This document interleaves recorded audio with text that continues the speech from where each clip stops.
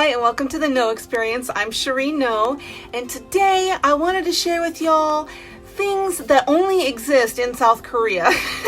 So let's get right into the video.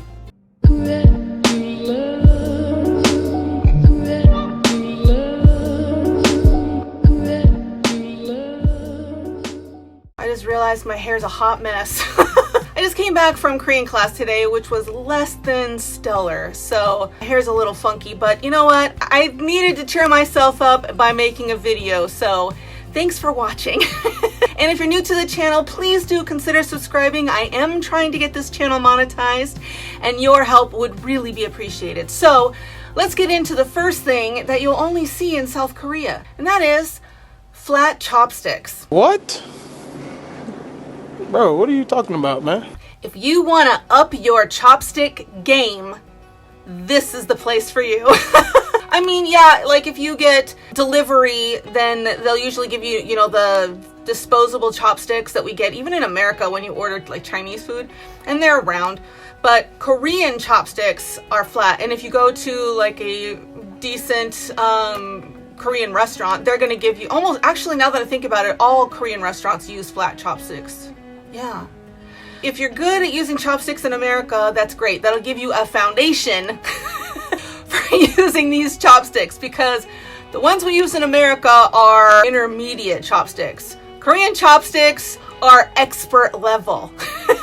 So I thought I'd show you really quickly my flat chopsticks. Ta-da! That's something I think is only in South Korea, but I could be wrong. Leave a comment below if you have these in your culture too. So something else that's really cool that only exists in South Korea, I mean maybe on a small scale in America someplace and maybe other countries, but this is the first time I ever saw it, which is women only parking. I mean, this is definitely aside from the disabled parking, which they have here too. So it's really cool. Sometimes they'll see them and they'll be pink and they'll have a woman shape on the parking spot. I've mostly only seen these like at the shopping mall, maybe some of those types of places, but once in a while I see them at the even smaller marts or things like that in town. So yeah, it's kind of cool. Let me know if you have anything like that where you live. Okay, something else that only exists in South Korea, we have a poop cafe. Let me tell you, Korea is awesome at having very strange, funny, interesting, beautiful cafes. Koreans are obsessed with coffee. I mean, I'm from Oregon, so, Seattle's our sister city, and so we're pretty on good terms with coffee, but we got nothing on Koreans. There's a coffee shop or cafe, like every block there's probably 3. I mean, you can't, there's no chance you're gonna not be able to find a coffee shop if you come to Korea.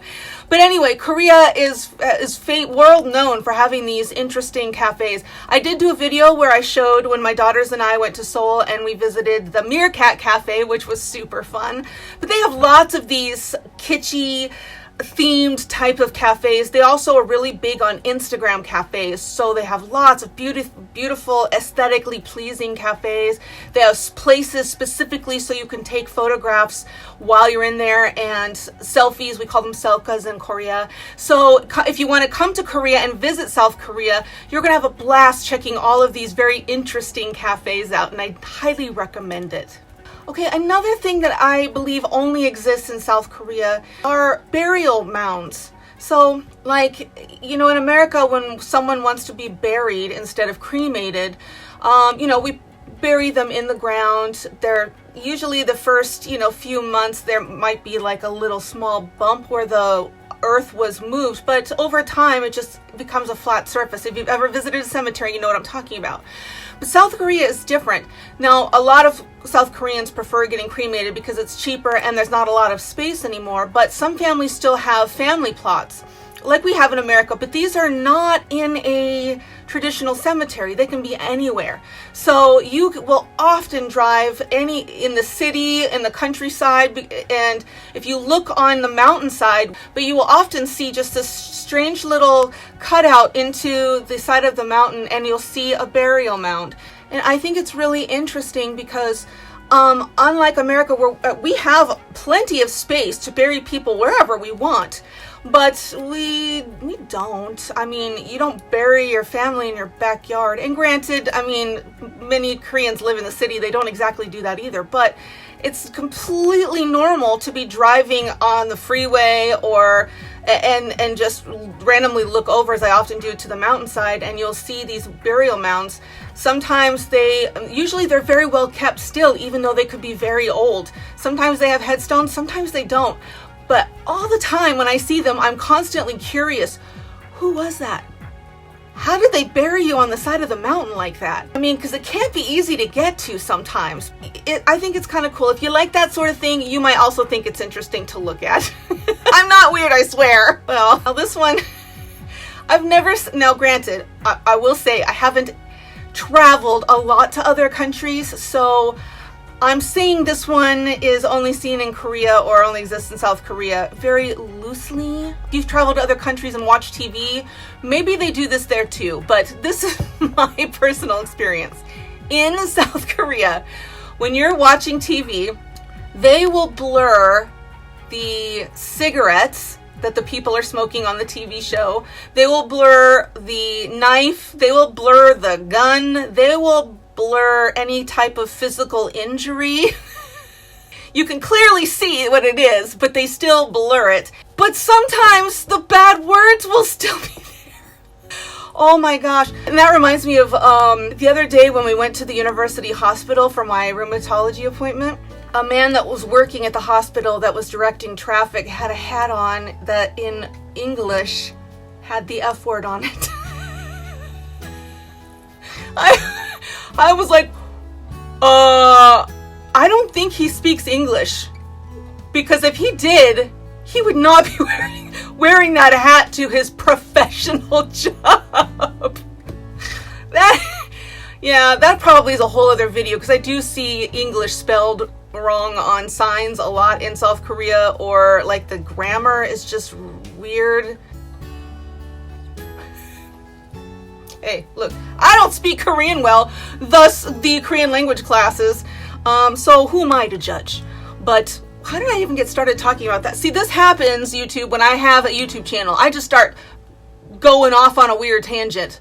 What was I talking about? Oh yeah, blurring things on TV. Okay, one more thing that you'll see in South Korea that actually makes me really sad is oftentimes you will see old people collecting cardboard. That sentence alone may not sound like that heartbreaking, but when you see that they're not just collecting cardboard from your neighborhood, but they put them on these carts and they look very, very heavy. Like if you ever tried to carry a couple of flattened boxes, you can already feel some weight.